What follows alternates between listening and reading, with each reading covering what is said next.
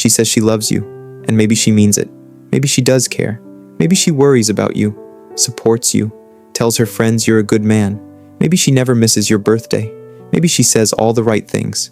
But somehow, you still feel like you're standing outside the door, watching her heart from the window, wondering if you'll ever be let in.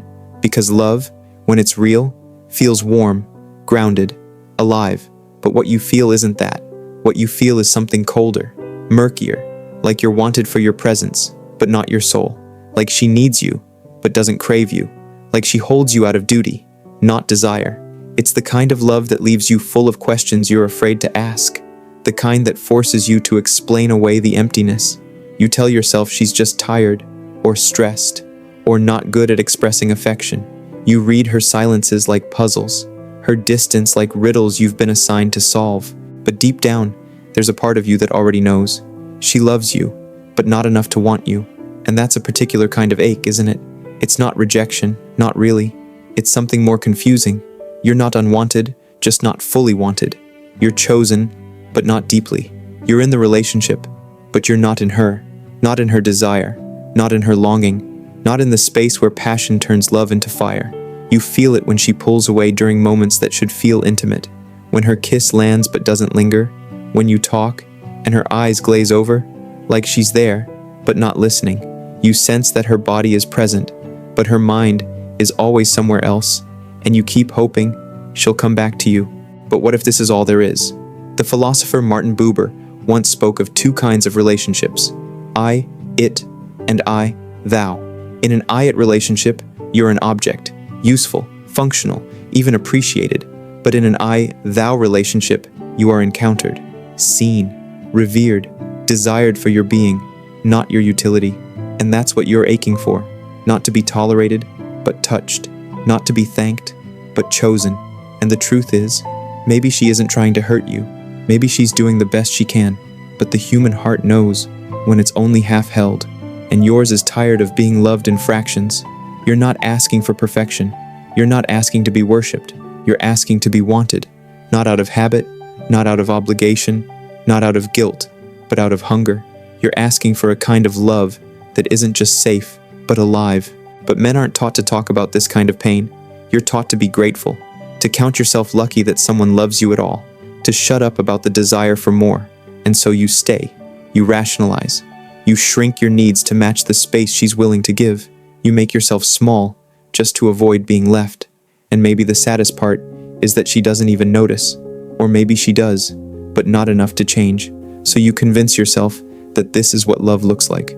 Quiet, functional, unemotional. And maybe sometimes it is. But love without desire becomes duty. And duty without fire becomes grief. And grief, when it has nowhere to go, becomes resentment. You start to wonder if you're the problem. If you're too sensitive, too needy, too much. But sensitivity isn't weakness. It's awareness. And what you're aware of is the truth you've been too scared to say out loud. She loves the idea of you. She loves the comfort of you. She loves the safety of you. But she does not want you. Not the way you want to be wanted. Not the way you're capable of wanting someone else. And that's not a failure. It's a fact. One you've been dancing around for months, maybe years. The longer you deny it, the more you'll forget what real desire feels like. The more you'll mistake numbness for peace.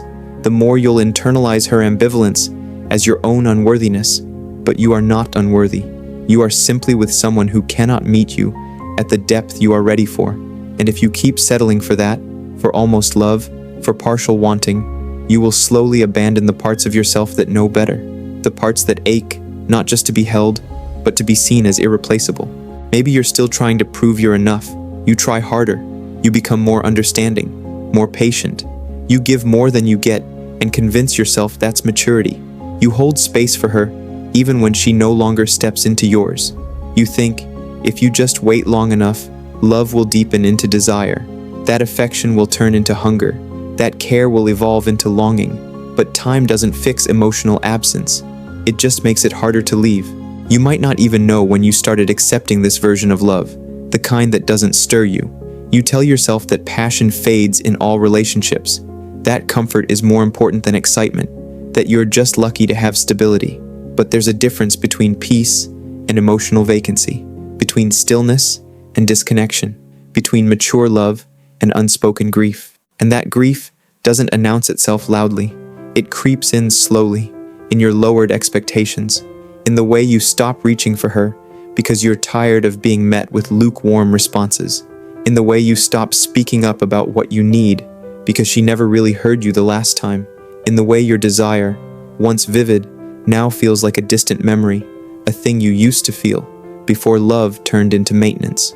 Esther Perel has spoken often about how desire requires space, the space to want, to fantasize, to chase. But in your relationship, space doesn't create desire. It creates doubt, because when you pull back, she doesn't reach for you. When you go quiet, she doesn't check in. When you express hurt, she doesn't open. She shuts down. And still, you stay. Maybe because you've convinced yourself this is just what adult love looks like. Maybe because the idea of starting over feels unbearable.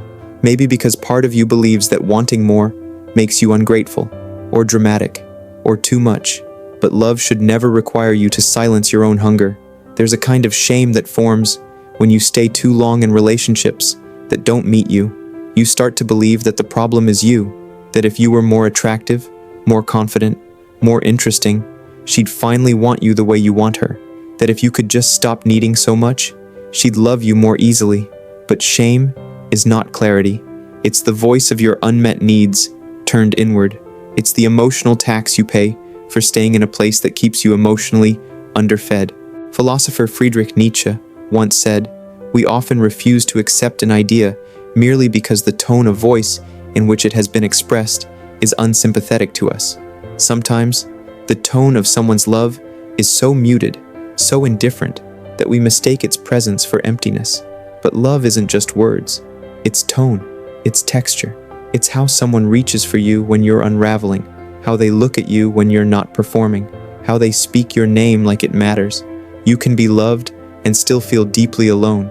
That's one of the hardest truths to sit with, that love isn't always enough, that it's possible for someone to care for you, but not deeply, to stay with you, but not choose you, to mean it when they say, "I love you," and yet never really show it in the way you need. And if you've ever tried to explain this feeling to someone who hasn't lived it, you know how hard it is to put into words. How do you describe the ache of being in someone's arms and still feeling like you're waiting for them? How do you explain that the worst kind of heartbreak isn't the one that ends loudly, but the one that stays, quietly eroding your sense of worth? Eventually, you stop asking, you stop talking, you bury the longing beneath gratitude and self-discipline. You become proud of your ability to endure, to hold space for a relationship that no longer holds you. But endurance is not intimacy, and staying isn't always a sign of strength. Sometimes it's just fear dressed up as loyalty. You may not be ready to walk away. You may not even want to. But at the very least, you deserve to stop gaslighting yourself. You deserve to name the truth that something essential is missing.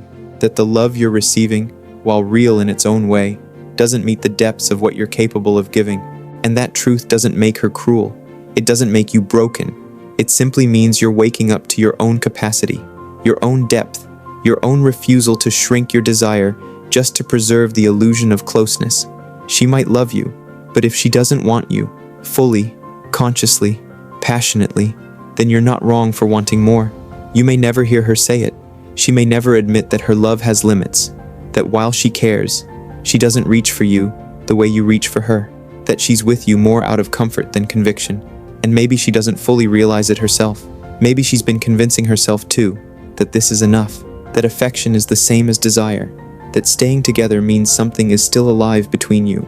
But love doesn't live in performance. It lives in presence, in the way someone touches you when no one's watching, in how they lean in when you're vulnerable, or how they look away.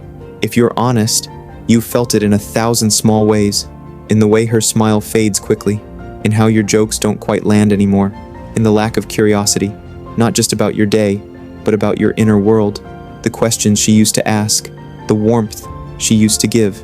It's not gone all at once, just quieter, scarcer, as though you're slowly becoming a part of the background in a life you thought you were building together. And still, she says she loves you, and part of you clings to that, because it's hard to walk away from someone who almost gives you what you need. It's hard to abandon hope when the door is half open, but half-open doors are where most people waste their lives, waiting, hoping, shrinking, loving someone who won't love them back in the way they were built to receive. You tell yourself it's noble to stay, that loyalty matters more than fulfillment, that all relationships take work. But this isn't about work. This is about wanting, and no amount of effort will ever manufacture true desire. You cannot earn it. You cannot weight it into existence. You cannot perform yourself into being fully chosen. Psychologist Carl Rogers once said, "What is most personal is most universal." That aching in your chest, the one you've tried to rationalize away, is not yours alone.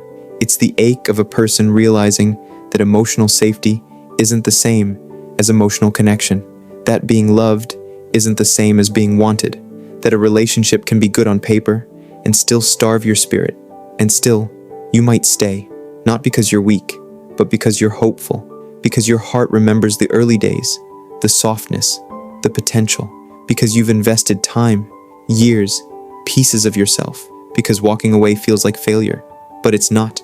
Sometimes walking away is the most honest thing you can do. You're not leaving because you don't love her.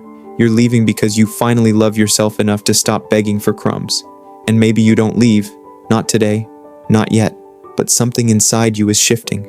The voice that used to whisper, "Maybe this is just how love feels," is getting quieter, and another voice is rising, one that says, "You deserve to be chosen without hesitation. You deserve to be wanted without prompting." The philosopher Alain de Botton once wrote that too often, we confuse being needed for being loved. But love that only exists in your usefulness, your reliability, your emotional labor, is not love that sees you. It's love that uses you gently, and you are not here to be used, gently or otherwise. You are here to be met, to be touched in the places you've never felt safe revealing, to be seen in the ways that make you remember who you are, to be mirrored, not just managed, desired, not just appreciated. She may love you in her own way, but if that love never ignites, if it never stirs, if it never reaches toward the most tender parts of you with awe and hunger and reverence, then you are not truly being loved. You are being tolerated, kept, held lightly, and eventually, that kind of love will become a mirror that reflects back only your doubt. You don't need to be perfect to be wanted. You don't need to be more. You only need to be with someone whose love doesn't make you question your worth, someone whose eyes light up when you enter the room, someone whose body leans in, not out, someone whose love feels like presence, not apology. Until then, don't confuse the absence of conflict for the presence of connection.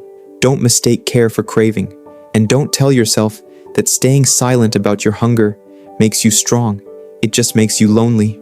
You can mourn what this was, or what it almost became, and still walk forward.